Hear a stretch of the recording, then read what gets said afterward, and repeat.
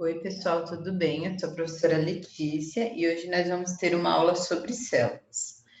Vamos começar entendendo o que é uma célula. Eu quero que vocês fechem os olhos e imaginem uma parede de tijolos. Qual é o bloco de construção básico dessa parede? Um único tijolo, é claro. Como uma parede de tijolos, seu corpo ele é composto por blocos de construção básicos e esses blocos de construção são as nossas células, como está aqui na imagem. Felizmente, suas células são muito mais interessantes do que tijolos. Assim como você, que com certeza é mais interessante que qualquer parede de tijolos. Tijolos são geralmente retangulares, todos iguais, enquanto células, elas podem variar de formatos, podem ser redondas, retangulares, em formas de fuso ou de estrela. Os tijolos, eles são imóveis, enquanto que algumas células podem migrar de um lugar para o outro. E se você quebrar um tijolo no meio, você vai encontrar apenas mais tijolos. No entanto, se você cortar uma célula no meio, o que é difícil fazer porque é muito pequeno, você vai encontrar um lindo arranjo de estruturas especializadas que ajudam a célula a desempenhar funções no nosso organismo, né? Sim, as células são como blocos de construção, mas elas são os blocos de construção mais incríveis do mundo. Elas desempenham um papel grande em número de diferentes funções dentro do nosso corpo. Por exemplo, células epiteliais da superfície do corpo protegem, fazendo parte, né, da pele e da cobertura dos órgãos e das cavidades internas. As células ósseas compõem o corpo e células do sistema imune lutam contra bactérias invasoras. Ainda a gente tem também as células do sangue, né, que são as células sanguíneas, que levam nutriente e oxigênio para o nosso corpo todo, e enquanto removem o dióxido de carbono. Cada um desses tipos celulares possui, no entanto, um papel vital para o crescimento, para o desenvolvimento e para a manutenção diária do nosso organismo. No entanto, apesar da grande variedade de celulares presentes em todos os organismos, mesmo aquelas células completamente diferentes, tais como a do ser humano, a das cebolas e a das bactérias, mostrada nessa figura, compartilham algumas características fundamentais. Então, aqui na imagem a gente tem as células dos seios paranasais humanos, né, que é do nariz, as células de uma cebola, ó, parecem bloquinhos de construção, e temos aqui células bacterianas. Agora a gente vai falar um pouco da teoria celular. Parece óbvio que nós e outros seres vivos somos feitos de células, né? Mas antes de 1600, isso não era óbvio. Pela simples razão de que ninguém tinha visto uma célula de perto. E para distinguir células individuais em fragmentos de tecidos ou bactérias em uma amostra de líquido, demandava o desenvolvimento de microscópios de alta potência. Esse instrumento usado para ampliar os objetos que seriam muito pequenos para serem vistos. Para distinguir células individuais em fragmentos de tecido ou bactérias em amostras de líquidos, demandava um desenvolvimento de microscópios de alta potência, né, para conseguir observar células pequenas. E a primeira pessoa a notar as células com a amostra de um microscópio foi o cientista britânico Robert Hooke. Ele que deu o nome que a gente chama de célula hoje. Em um livro, Micrografia, ele chama células, as estruturas de forma cúbicas vistas, né, por ele, foi o que ele observou, enquanto ele verificava o tecido de uma cortiça. Através de um simples microscópio. Cortiça é uma madeira, né? É a casca de uma árvore.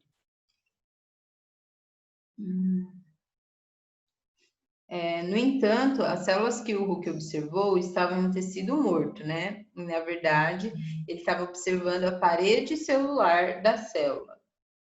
E a primeira pessoa a observar as células vivas é esse moço aqui que está na foto, que chama Anton van Leeuwenhoek.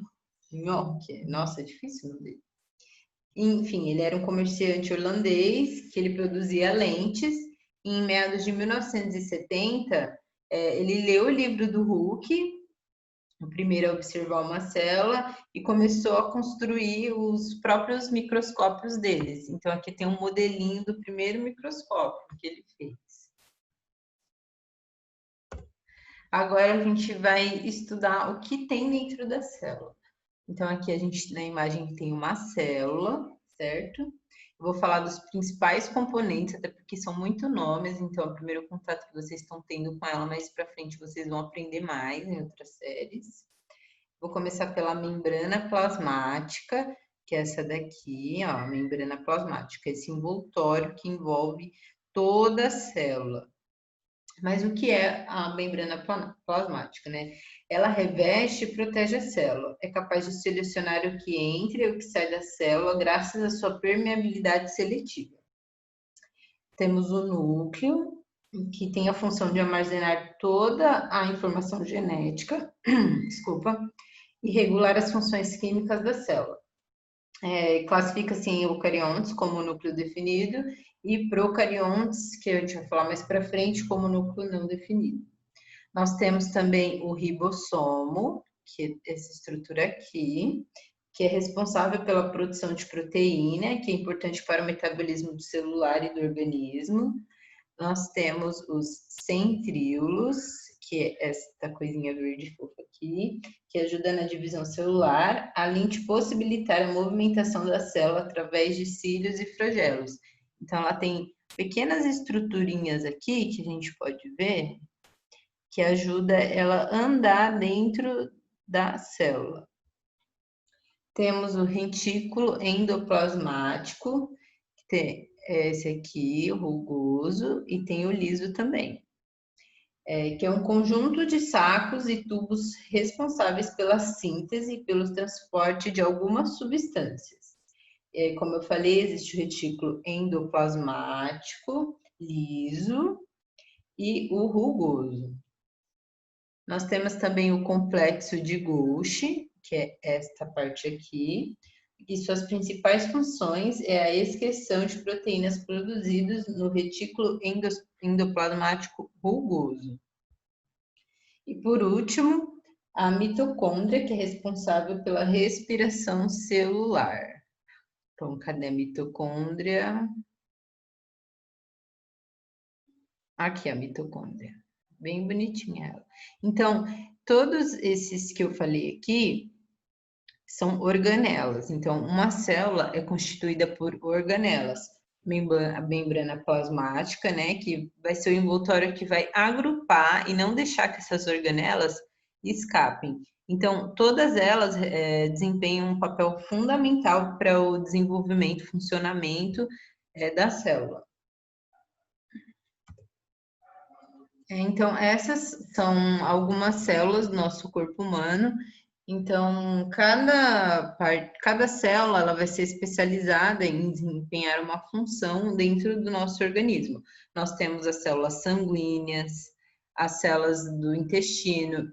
Reparem que elas são diferentes uma das outras. Temos as células do músculo, que elas são mais estriadas, elas precisam suportar, né, a nossa atividade, nosso movimento. Temos as células livres do corpo, né? Essa daqui é do fígado.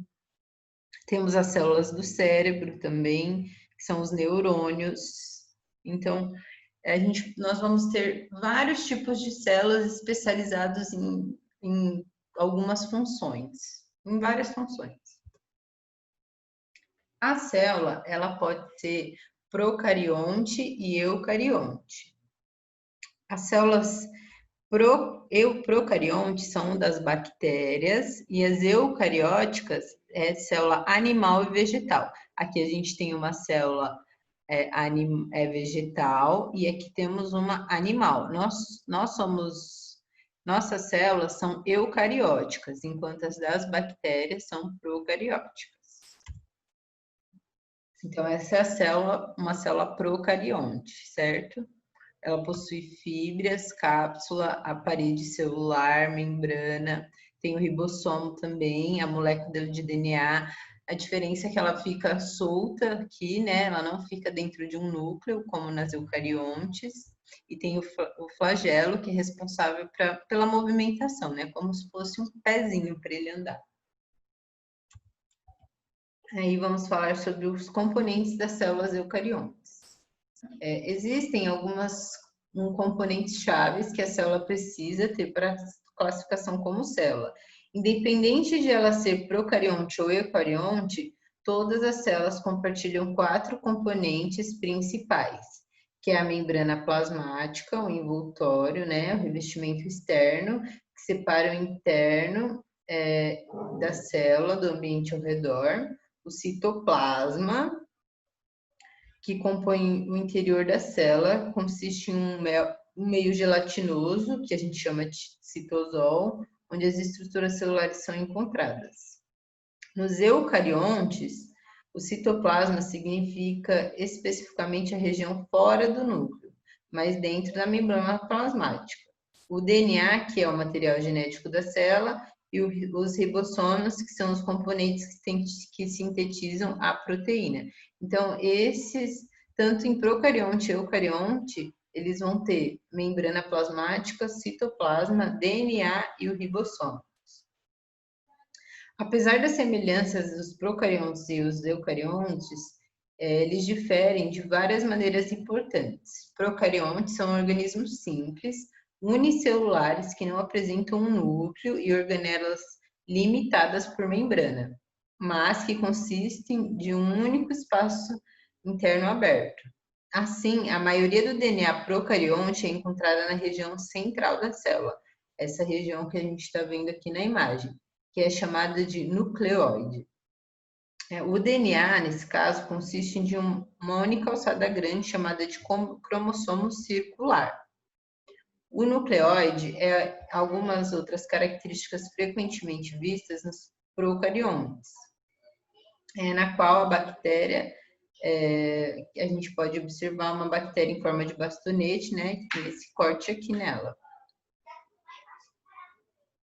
Enfim, as bactérias, elas são muito diversas em formas.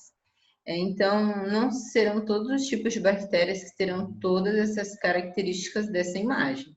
A maioria das bactérias é, no entanto, rodeada por uma parede celular rígida que fornece uma camada extra de proteção que ajuda a célula a manter sua forma e previne a desidratação celular. Muitas delas também têm uma camada externa de carboidratos que chama cápsula.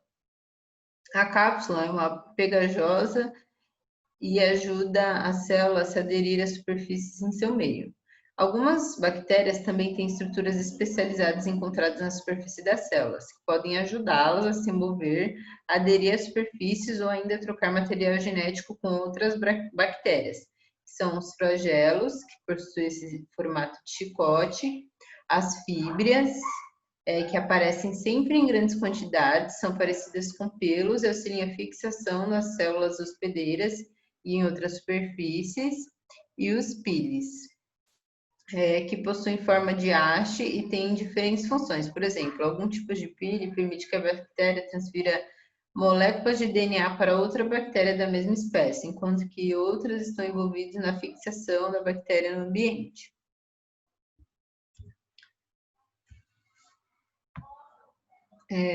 Agora sobre o tamanho celular. Células procariontes típicas variam de 1,1 a 5 micrômetros, esse de diâmetro, é muito pequeno. Significa que são as menores, elas são menores que as células eucariontes, que normalmente têm o diâmetro variando entre 10 a 100 micrômetro. Essa figura mostra os tamanhos aproximados de células procariontes, bactérias e eucariontes, de plantas e animais, bem como outras moléculas e organismos. A gente tem um átomo, que é bem pequenininho, tem os lipídios, né, que compõem a membrana plasmática, as proteínas, o vírus da gripe, isso em relação ao tamanho do nosso corpo. O ovo da rã, o ovo da galinha, o ovo do avestruz é o tamanho da célula vegetal, da célula animal, mitocôndria. Então é isso, pessoal. Nós ficamos por aqui. Eu coloquei essa imagem para a gente ter uma ideia mesmo do tamanho da célula. Espero que vocês tenham gostado da aula.